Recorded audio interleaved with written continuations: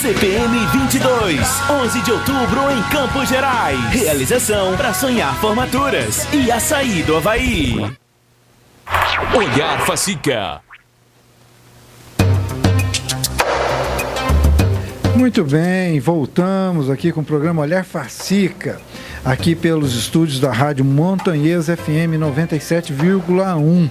Estamos hoje com técnico em segurança do trabalho, consultor, professor, instrutor pelo Senar. Nem vou falar mais do currículo, depois vocês acompanhem na descrição do vídeo. Todos os nossos programas Olhar Facica estão no canal do YouTube à disposição, YouTube/Olhar Facica. Se você quiser participar conosco, interagir, mandar sua pergunta, comentário ou crítica, sugestão, mande pelo WhatsApp 984273131. Óbvio que nós não vamos atender aqui.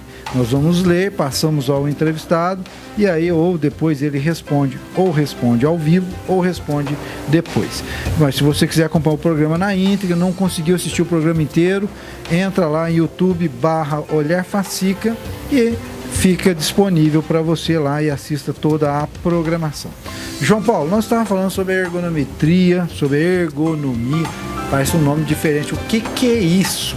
O que é ergonomia?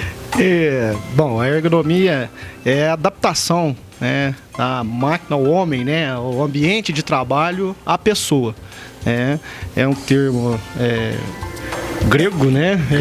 Grego, né? Que traz aí, né, a adaptação, né? Ergo omnes, né? Ergonomia, né? Ergonomia, né? No ambiente de trabalho.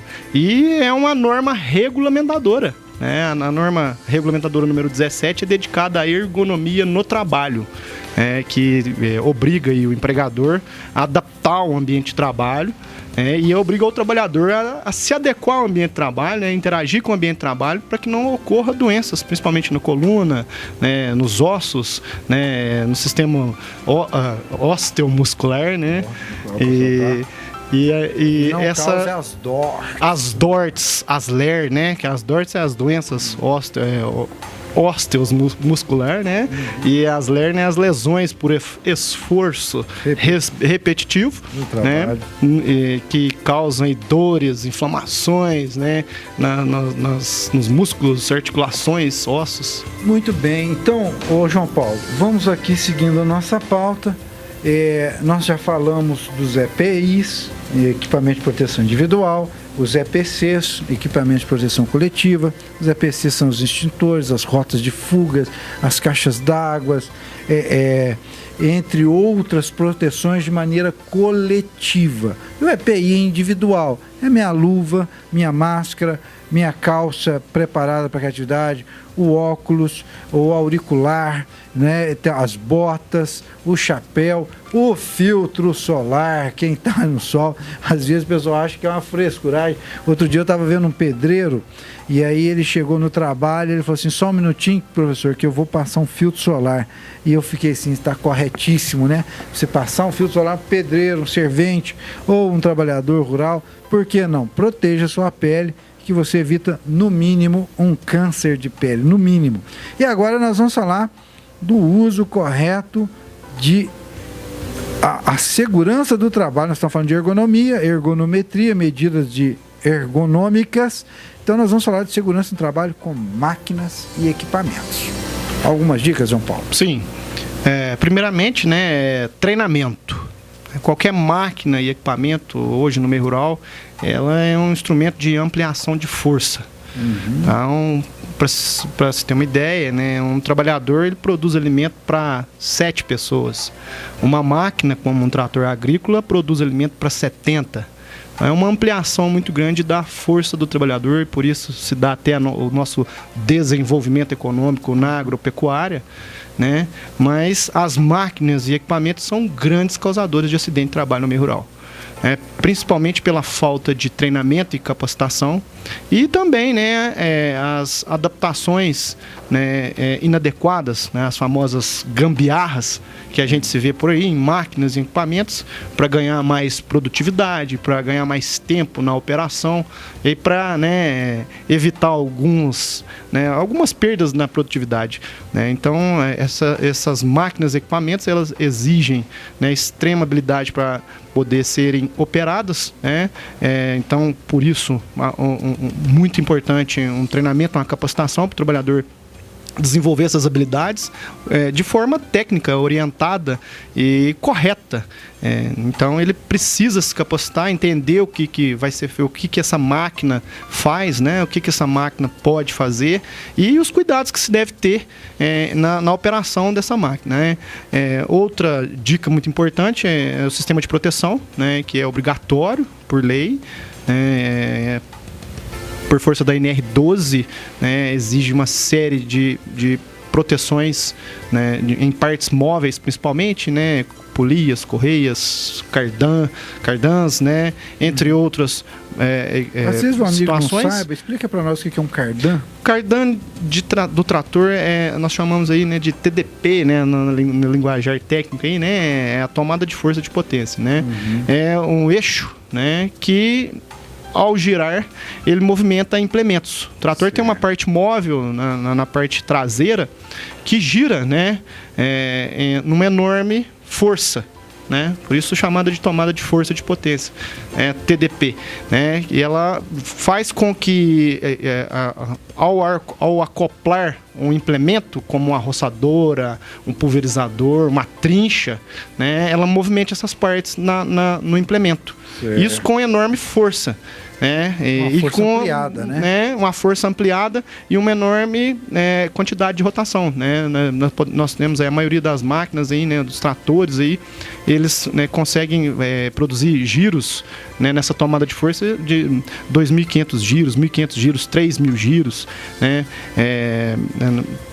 por minuto, né, por segundo, né, para você ter uma ideia, né, esse cardan de trator ele gira 9 vezes por segundo, né, dependendo, né, do trator. Quanto mais potente, mais rápido é esse giro e mais potência vai ter nesse giro, né? A gente fica imaginando aí uma desatenção ali, sim, né? Esse cardan é uma barra de ferro, geralmente uma barra de ferro, né, de aproximadamente aí umas 10 polegadas. 1,5 polegada. 1,5 polegada, não mais, umas 10 polegadas. Ela vai mais, né? Dependendo do equipamento, 3, 4, 5, 10 polegadas aí de barras de ferro que se acoplam em implementos, né, para fazer a rotação, principalmente na roçadora, né, na trincha, né, que faz esse movimento. E também, né, no pulverizador para fazer, né, o movimento de girar os líquidos e fazer a pressão no pulverizador, tocar bombas, motores,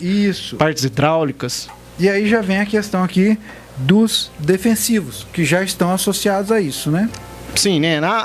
Os defensivos agrícolas, né? Que nós chamamos aí os agrotóxicos, né? Que esse termo agora, né, foi substituído por defensivos agrícolas, né? E são equipamentos, né? São produtos químicos, né? Que eu vejo como uma ferramenta que até desenvolveu a agropecuária no Brasil, né? Muita gente, né, às vezes, né, xinga ou né, tem um certo preconceito com essa ferramenta, mas é ela que fez a Revolução Verde no nosso país aí, né? Desde que usado corretamente é uma excelente ferramenta, é a que vai dar condição do produtor fazer, né, o controle da praga e da doença, tá? Com essa tecnologia, mas que tem que ser utilizada corretamente, porque o uso inadequado, né, esse defensivo agrícola se torna um agrotóxico, que pode, né, intoxicar uma pessoa, poluir o meio ambiente, contaminar lagos, rios, né, o lençol freático, o solo, né, o ar, enfim, né, se for utilizado de maneira inadequada. Esses defensivos agrícolas, eles também têm que ser utilizados, né, a utilização dele é feita por máquinas e equipamentos, como os pulverizadores, tá? Que são... Tem uns clássicos, né? Tem aquele acoplado nas costas, sim, tem uma costal, bombinha. pulverizador costal. Costal. E o tratorizado, comumente, né? Que o pessoal utiliza aí na lavoura de café, principalmente, né? O pulverizador tratorizado. Tá? E aí tem diversas capacidades. Tem pulverizadores de 400 litros, de 2.000 litros, de 1.500, 3.000 litros. Agora tem os novos aí, que são os autopropelidos, né? Que são já acoplados ao trator e a grandes barras de aplicação. Muito bem. A gente vai conversando, a gente vai aprendendo, algumas coisas a gente vai sublinhando. Mas aqui, nós colocamos aqui no item 8, o uso correto. Porque às vezes nós estamos falando aqui, obviamente, do aplicador, da segurança da aplicação. Mas é óbvio que a gente está pressupondo o uso do defensivo agrícola prescrito por um profissional capacitado. Exatamente. Eu posso ir comprando os defensivos porque meu vizinho está usando, eu vou usar também? É mais ou menos assim? Não, de maneira nenhuma. O uso dos defensivos agrícolas no Brasil, ele é regulamentado por lei. Existe uma lei de defensivos agrícolas específica, desde a fabricação e até a devolução da embalagem. De todo o processo produtivo, de toda a cadeia produtiva, ela é regulamentada por lei, e tem uma série de exigências rígidas para que seja utilizado essa ferramenta de maneira adequada, para que não ocorram esses problemas que acontecem por aí. Então, os defensivos eles têm que ser usados de maneira correta, eles têm que ser adquiridos de maneira correta, né? Só pode ser adquirido por produtor mediante um receituário agronômico, tá? Que é elaborado e feito por um engenheiro agrônomo. Ninguém pode utilizar defensivo agrícola sem que tenha sido recomendado por um engenheiro agrônomo.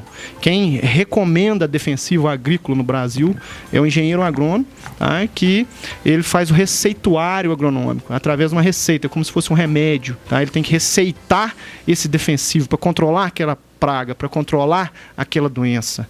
Então, esse profissional, com o seu conhecimento e experiência, recomenda o defensivo adequado para cada cultura. Existem defensivos agrícolas, diversos defensivos agrícolas, recomendados aí para as diversas culturas que nós temos aqui no Brasil. Muito bem. Aqui tem um outro tópico, eu acho que ele é bem sugestivo, ou até dá para se induzir um raciocínio rápido. A área de vivência.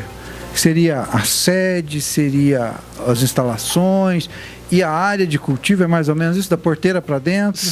Não, existe um pouquinho de diferença aí. Então, por favor. Sim.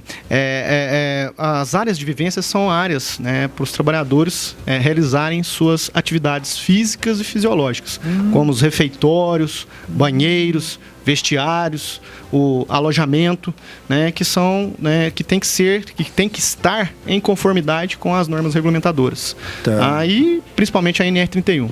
Em alguns casos, no caso de produção leiteira, nós teremos que ter até de soros, né, a área de paramentação. Você tem uma área só para vestir, uma área de higienização antes que você passe a um outro ambiente, certo? Sim, né, essa área, né,